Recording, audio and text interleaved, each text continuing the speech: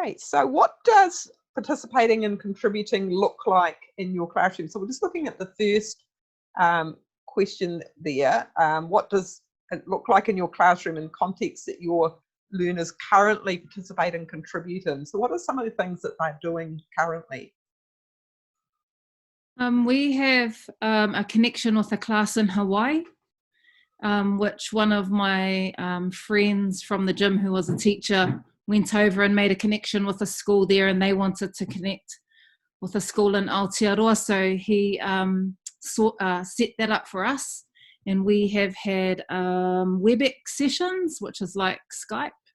Mm-hmm. And they have sent parcels to us and we've sent parcels to them, and we've learnt about each other's community and things like that. So that's one of our global connections, I suppose you'd say. I can add one in here, Jean-Marie. I'm working with a teacher research project in Wellington on and off, and I advise there about the digital technology curriculum. And there are 6 schools involved, and the whole point is that they have to involve an online citizen science project of some sort. So lots of those are either national or global. For instance, there might be one about monitoring seaweed, and there's a school that's by a beach, and they go out and they record results and they actually upload them to this project, and all that data gets used by real scientists in a big project. And there's ones for astronomy, different ones for microbial projects. So that's a really good way for students to digitally get involved and contribute measurements to real scientists. And you can get the scientists to come on your screen and talk and explain it all. So it's a really good opportunity for these young learners. Anytime we can have our students participating in the real work of, what's real life, rather than trying to things that are only for school, the more they're going to understand and appreciate.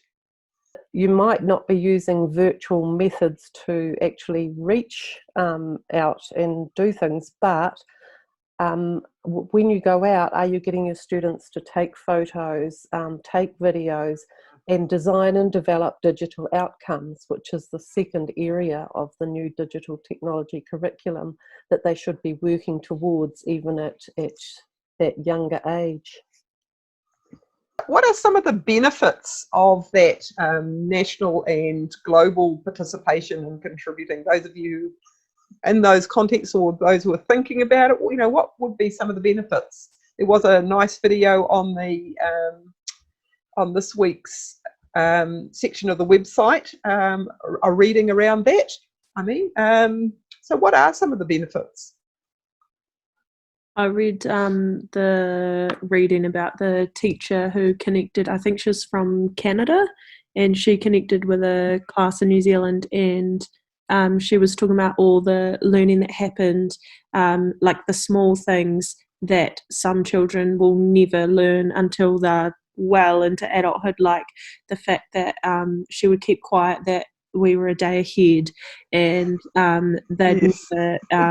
she didn't realise that they were in Palmerston North and there was a volcanic eruption, and they didn't know anything about volcanoes, and just learning things about like geography and whether the kids wore school uniforms, or just that the world has like they learnt that all students learn to read and write, but they might learn it in different languages, or just the similarities and differences. And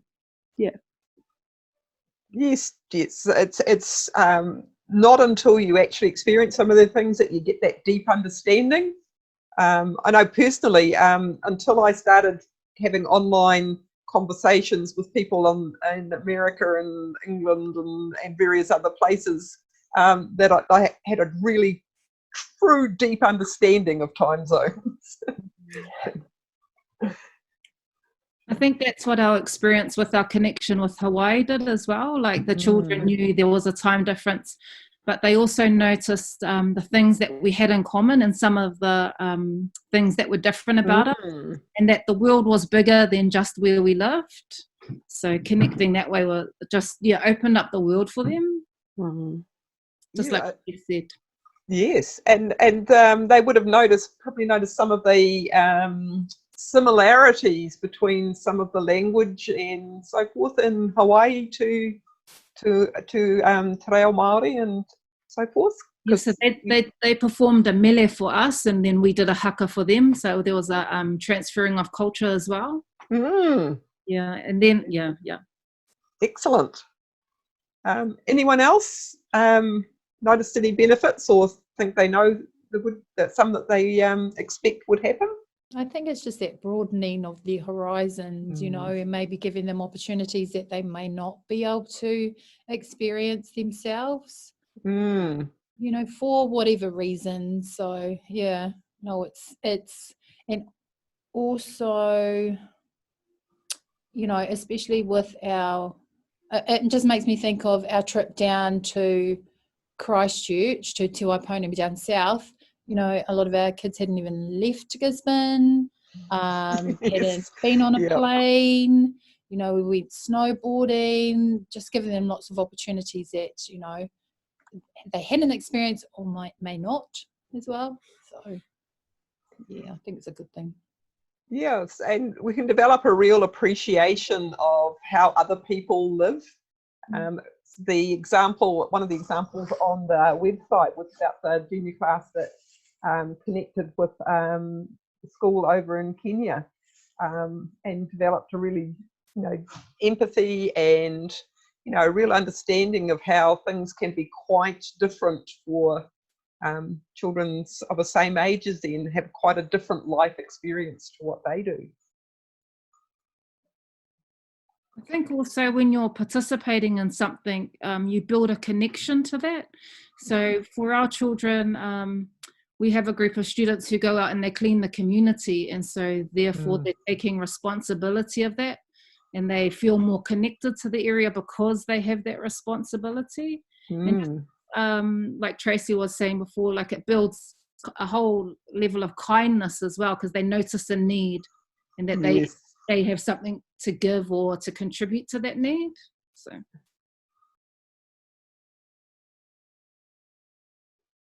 one of the things I like to talk about with younger classes is the idea of putting your photo online and asking them if they would go and introduce themselves to strangers in the street. And of course they say no, they wouldn't. So you have to think about, okay, well, putting your face and details about you is like going and introducing yourself to a complete stranger, because you never know who's looking at it and what details they want. So it's just trying to correlate it to real life, and the concept of using an image online, for instance. You know, if you talk to the younger students about your pictures are up on the wall, is it okay if I just take that one and take it home and keep it for myself? And sometimes they might say yes, but some of them would say, well, no, that's mine, and therefore I shouldn't take it. So you correlate that to what happens in the digital world. Good way to introduce digital citizenship and the idea of ownership of things and keeping yourself safe from strangers. Yes, the more we can relate it to every, you know, things that we're doing in the non-digital world, the more they're going to understand